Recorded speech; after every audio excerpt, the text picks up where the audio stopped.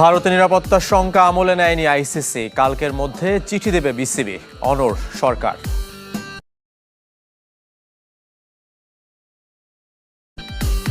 বাংলাদেশের নিরাপত্তা, বাংলাদেশের সম্মান আর বাংলাদেশের মর্যাদার প্রশ্নে আমরা আপোষ করব না। ভারত বর্জনে বাংলাদেশের পক্ষে পাকিস্তান, মধ্যস্থতা করতে রাজি, মুস্তাফিজকে পেয়ে খুশি পিএসএল। मैं चाहता हूं कि मैं जिस टीम से पीएसएल खेलूं तो वो भी उसी टीम से खेले, लेकिन मुस्तफीज़ भाई की जितना वैल्यू है वो तो मेरे ख्याल से हर टीम उसको पिक कर लेगा। সাফের আগ্রহে সাফ চ্যাম্পিয়নশিপ আয়োজনে বাংলাদেশের সাড়া, মার্চ উইন্ডোর প্রতিপক্ষ খুঁজছে ফুটবল ফেডারেশন। বাংলাদেশ ভারত দ্বন্দ্বে এবার পাকিস্তানের অনুপ্রবেশ, দেশটির গণমাধ্যমের দাবি বাংলাদেশ ক্রিকেট বোর্ডের যুক্তিকে সমর্থন করছেন মহসিন নাকবি।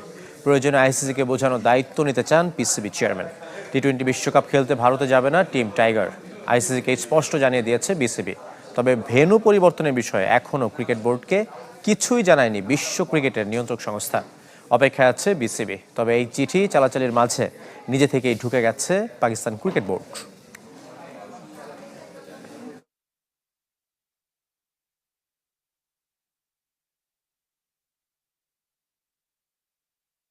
দেশের 1 নম্বর গ্যাস স্টোভ আইপিএলের দুয়ার বন্ধ হওয়ায় খুলেছে মুস্তাফিজুর রহমানের জন্য পিএসএল এর দরজা।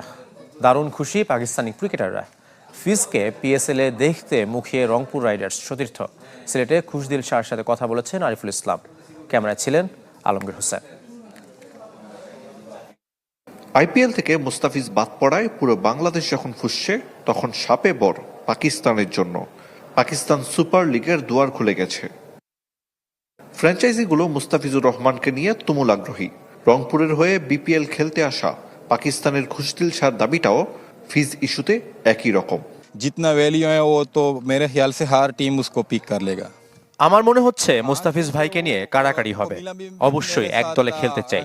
পিএসএল এর প্রতিটা দলে 140-এর উপর গতিতে বল করতে পারে এমন পেসার থাকে। পিএসএল খেললে এটা ওর জন্য সেরা সিদ্ধান্ত হবে। तो वो भी उसी टीम से खेले।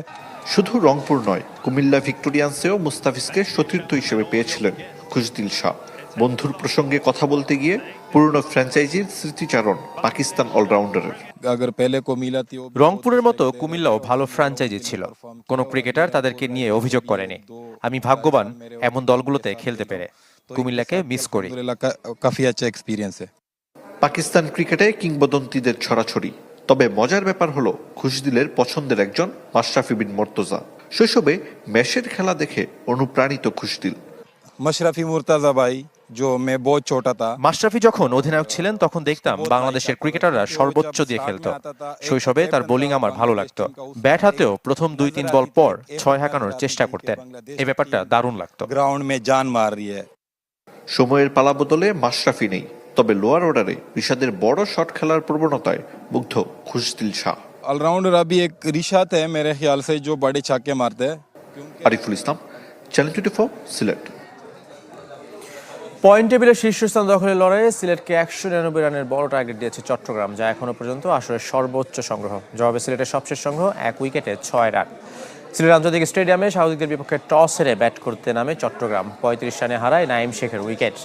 এরপর আরেক ওপেনার অ্যাডাম রসিংটনকে নিয়ে ঝড় তোলেন মাহমুদুল হাসান জয়। 38 বলে 60 রানের পার্টনারশিপ ভাঙে 49 রানে। রসিংটন ফিরলেও 6 রানের জন্য হাফ সেঞ্চুরি বঞ্চিত মাহমুদুল হাসান।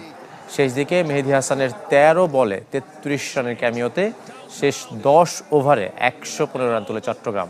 5 উইকেটে সংগ্রহ দাঁড়ায় 198।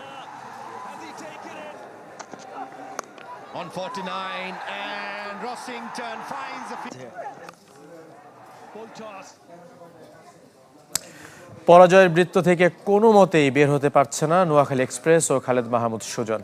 নাসির হোসেনের বিধ্বংসী ব্যাটিংয়ে 7 উইকেটের বড় ব্যবধান জিতেছে ঢাকা ক্যাপিটালস। সিলেটের টস হেরে ব্যাট করতে নেমে ব্যর্থ নোয়াখালী এক্সপ্রেস মাত্র 40 রান তুলতে হারায় 5 উইকেট। তবে অধিনায়ক হায়দার আলী ও মোহাম্মদ নবীর 90 রানের জুটিতে 6 উইকেটে 133 রান তোলে। হায়দার 47 এবং নবী অপরাজিত 42 রান। জবাবে ব্যর্থ ঢাকার 2 ওপেনার 14 রানে 2 উইকেট হারানোর পর ঝড় তোলেন নাসির হোসেন। মাত্র 21 বলে এখনো পর্যন্ত আসরে দ্রুততম 50-র দেখা পান এই ব্যাটার। 50 বলে 14-4 ও 2-6 অপরাজিত ছিলেন 90 রানে, যা টি-20তে নাসিরের ক্যারিয়ারের সেরা ইনিংস। 35 বল আগে জয় পায় ঢাকা। 3 ম্যাচ হারের পর দ্বিতীয় জয় তাদের। আর নোয়াখালী টানা 5 ম্যাচ হারল। গত আসরের শেষ 2 ম্যাচ ধরলে বিপিএল কোচিংয়ে খালেদ মাহমুদের টানা 7 হার। কিছু প্লেয়ার আছে যে ভালো প্লেয়ার বাট খারাপ টিমে পড়ে গেছে বা টিম পারফর্ম করতেছে না, তো দেখা যাচ্ছে ওইখানে পারফর্ম করা তার জন্য অনেক ডিফিকাল্ট হয়ে যায়। বাট হাসান মাহমুদের সামনে কি বলবো, ওরা তো ইন্টারন্যাশনাল বলার এবং আমরা সবাই জানি যে ওর অ্যাবিলিটি কিরকম আছে। প্রথম জয়ের খোঁজে রাজশাহী ওয়ারিয়র্সের বিপক্ষে মাঠে নামবে নোয়াখালী এক্সপ্রেস। যথারীতি সিলেট আন্তর্জাতিক স্টেডিয়ামে ম্যাচ শুরু দুপুর 1টায়। এই ভেন্যুতে দিনের দ্বিতীয় ম্যাচে সন্ধ্যা 6টায় সিলেট টাইটান্স ঢাকা ক্যাপিটালস লড়াই। 3 ম্যাচ পর জয়ে আত্মবিশ্বাসী ঢাকা। বিপরীতে সবচেয়ে বেশি সপ্তম ম্যাচ খেলতে নামবে স্বাগতিকরা।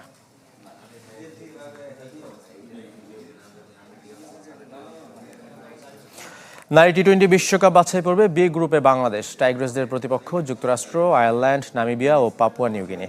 18 জানুয়ারি নেপাল শুরু হবে বাছাই পর্ব। উদ্বোধনী দিনই যুক্তরাষ্ট্রের বিপক্ষে নামবে বাংলাদেশ। একদিন বিরতি দিয়ে পাপুয়া নিউগিনির মুখোমুখি হবে নিগার সুলতানার দল। 22 জানুয়ারি নামিবিয়া আর 24 জানুয়ারি বাংলাদেশ লড়বে আয়ারল্যান্ডের বিপক্ষে। সবগুলো ম্যাচ হবে নেপালের মূলপানি ক্রিকেট গ্রাউন্ডে।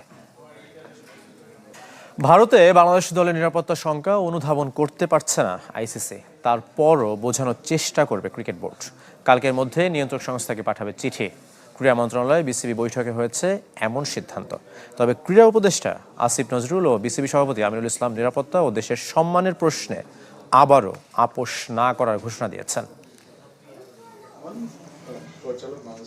খেলা ছাপিয়ে যখন দেশের সম্মানের প্রশ্ন, তখন একা সিদ্ধান্ত নিতে পারার কথা নয় ক্রিকেট বোর্ডের।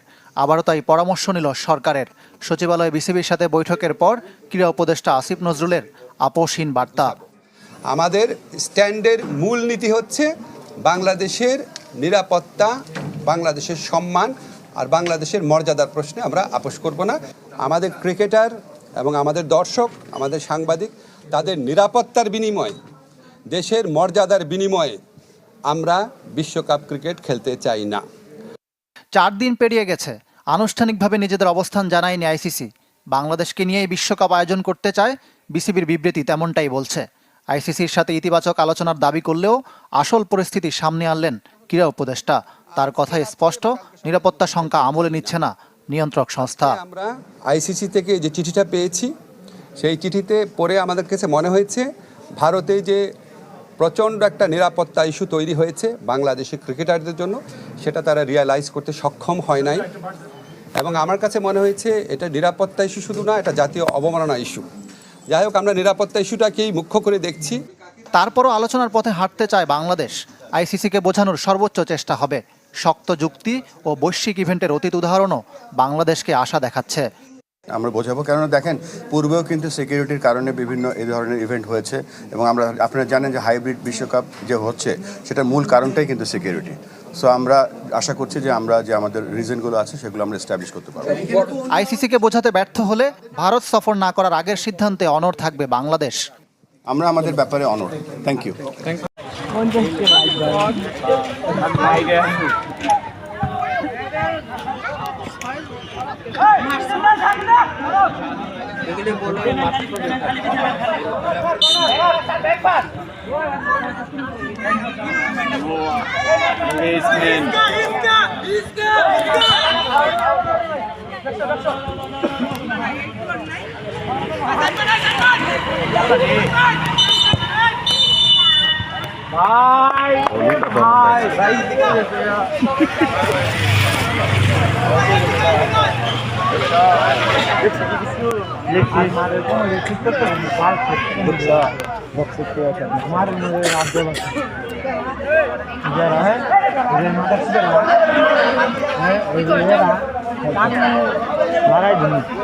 দাউনি আই দিমু দিলে ভালো